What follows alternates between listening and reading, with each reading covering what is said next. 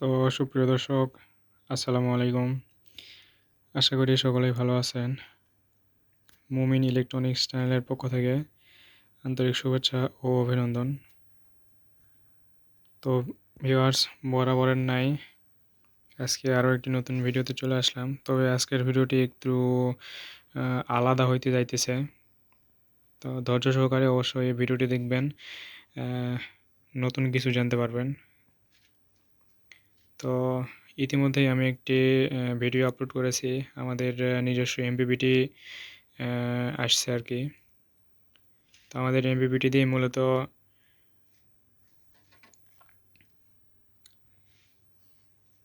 Solar hybrid এই মেশিনটি ready করা। তো আমি বলেছিলাম যে ওই কন্ট্রোলার দিয়ে আমরা একটি হাইব্রিড মেশিন তৈরি করব। তো তারই ধারাবাহিকতায় আমরা এই মেশিনটি রেডি করছি।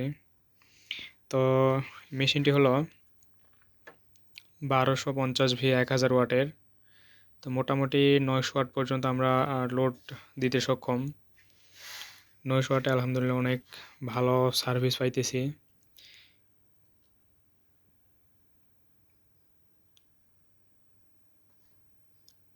তো মেশিনটি আমার বাসার পাশেই একটা ফুপুর বাসায় লাগাই দেওয়ার জন্য আর কি, ফুপুর বাসায় দেওয়ার জন্য মূলত এই মেশিনটি রেডি করা। তো আমি সোলার সিস্টেমের একটি ভিডিও আপলোড করেছিলাম, যেখানে আরইসি প্যানেল ইউজ করা হয়েছিল। মূলত সেই প্যানেলের সাথে মূলত এই মেশিনটি কানেক্ট করব।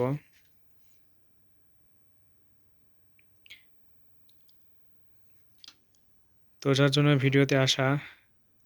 তো আমাদের এই এমপিপিটির ফিচার সম্বন্ধে এবং পারফরমেন্স সম্বন্ধে কেমন কি লোড আমরা পাইতেছি সেগুলো দেখানোর উদ্দেশ্যে মূলত ভিডিওটি করা। তো এছাড়াও আরও একটি ভিডিও আসবে একদম সোলার কানেক্ট করে, প্লাস কিভাবে কি কানেকশন করতেছি, কেমন এফিসিয়েন্সি পাইতেছি, ভোল্টেজ বুস্টিং কেমন হইতেছে, এই বিষয়ে আরও একটি ভিডিও আসবে। তো অবশ্যই আপনারা ওই ভিডিওটি দেখবেন।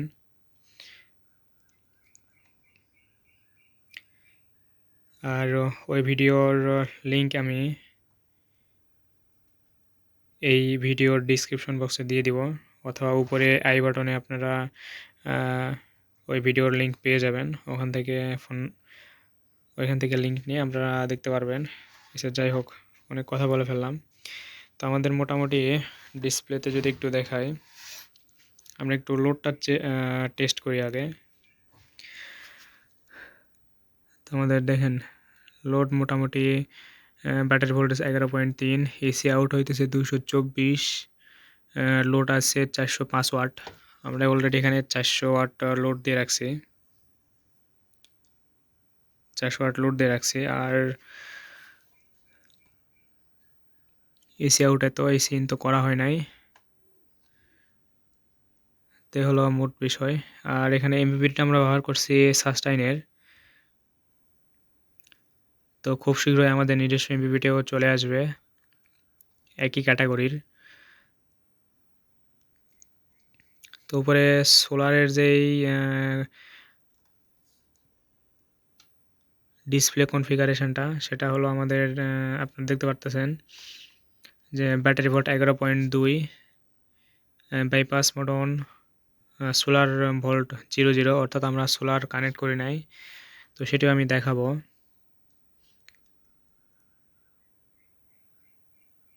তো এই হলো মোট সিস্টেম। তো আমাদের কিন্তু মোটামুটি 400 ওয়াট লোড দেওয়া আছে। আরও যদি আমরা একটু লোডগুলো বাড়াই দিই, 600,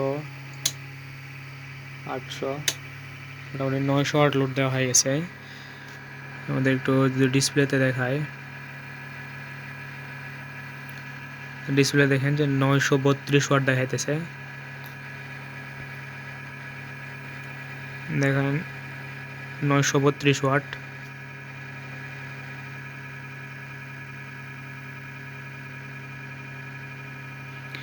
তো মোটামুটি 1000 ওয়াট কিন্তু আমাদের ফুল লোড চলবে, এরকম একটি সিস্টেম এটি। আমি একটু লোডগুলো কমাই দিই, এত লোড রাখার প্রয়োজন নেই। একটু লোডগুলো কমাই নিলাম। তো আমরা কিন্তু এটা একটা বোর্ডের মধ্যেই করছি, উচিত ছিল যে টাওয়ার বোর্ডের মধ্যে করা, কিন্তু আমরা এটা করি নাই, ফ্ল্যাট বোর্ডের মধ্যেই করে দিলাম। যদিও একটু ভিতরে চাপাচাপি হয়েছে, কিন্তু মোটামুটি অনেক সুন্দর লাগতেছে। আর আপনারা কিন্তু সকলেই জানেন যে আমাদের ওয়ারিংগুলো কীরকম হয় এবং ভিতরের যে অবস্থা এটা কীরকম হয়। তো ভিতরে কিন্তু আমরা এই নন ইনভার্টার, নন সোলার আইপিএস যেগুলো বলে, এক কথায় নর্মাল আইপিএস যেগুলো, সেইভাবে কিন্তু সেম কোয়ালিটি করেই কিন্তু তৈরি করা হয়েছে। এখানে 16 মসফেটের একটি সাইন ওয়েভ বোর্ড ব্যবহার করা হয়েছে, সার্কিট বোর্ড, এবং ট্রান্সফর্মার ব্যবহার করা হয়েছে অরিজিনাল কপার।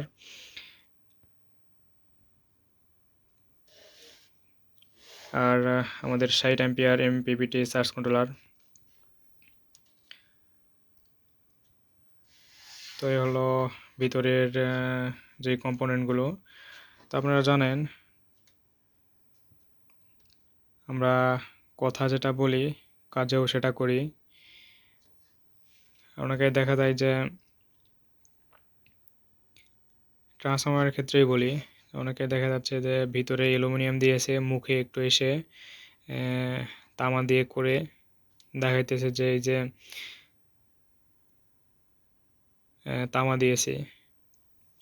তো আমাদের কাছে কিন্তু এরকম করার কোনো অপশন নেই। আমাদের কাজে এবং মুখের কথায় 100% মিল পাবেন। আর যদি কেউ কখনো আমি বলেছি তামা কিন্তু দিয়েছি অ্যালুমিনিয়াম এরকম প্রমাণ করতে পারেন, সেক্ষেত্রে যে মেশিনটা দেওয়া হবে ওইটার সহ প্লাস ওই যে টাকাতে কিনবে ওইটাও আমরা রিটার্ন দিয়ে দেব। তো এরকম গ্যারান্টি সহকারে কিন্তু আমরা কাজ করি। আমরা চাই না যে আমাদের গ্রাহক ভোগান্তির মধ্যে পড়ুক বা কোনো প্রতারণার শিকার হোক। আমাদের টার্গেট সবসময় গ্রাহককে খুশি করা। আচ্ছা, ওইদিকে না যায়। মোটামুটি 7 মিনিটের ভিডিও হয়ে গেছে। এখন একটু আমি চার্জিং সেকশনটা একটু দেখাই। তো চার্জিংয়ের যে বিষয়টা, আমাদের এখানে কিন্তু সোলার অ্যাড করার মতো কোনো অপশন নেই। সোলার হিসেবে আমি এখানে একটি পাওয়ার সাপ্লাই ইউজ করছি, 12 ভোল্টের যেই পাওয়ার সাপ্লাইটি সেটি আমি ইউজ করছি। তো এখানে মোটামুটি 25-26 ভোল্ট ইনপুট হবে। আর এখানে চার্জিংয়ের আরেকটি বিষয় আছে, আপনারা অনেকেই জিজ্ঞেস করেন বা আপনারা কখনোই এটা চাইবেন না যে দিনের বেলায় সোলার থাকা অবস্থায় আমাদের কারেন্ট থেকে চার্জ নিক, তো এটা কখনোই চাইবেন না। তো এই জন্য আমরা কিন্তু এখানে আরেকটি সিস্টেম রাখছি, এসি চার্জিং ম্যানেজমেন্ট যে বিষয়টি, এটা কিন্তু আমাদের এই আইপিএসটির মধ্যে আপনারা পেয়ে যাচ্ছেন। তো এটার জন্য আমরা এখানে যে ছোট্ট করে একটি মডিউল তৈরি করছি আর কি। তো এটি খুব সিম্পল একটা জিনিস। যদি কোনো টেকনিশিয়ান বাইরে এই ডায়াগ্রামটির প্রয়োজন হয় আমাদের সাথে যোগাযোগ করেন, ইনশাল্লাহ আমরা দিয়ে দিব। তো চলুন কথা না বাড়াই আমি একটু ওই কারেন্টের প্লাগটা ইন করে দিই।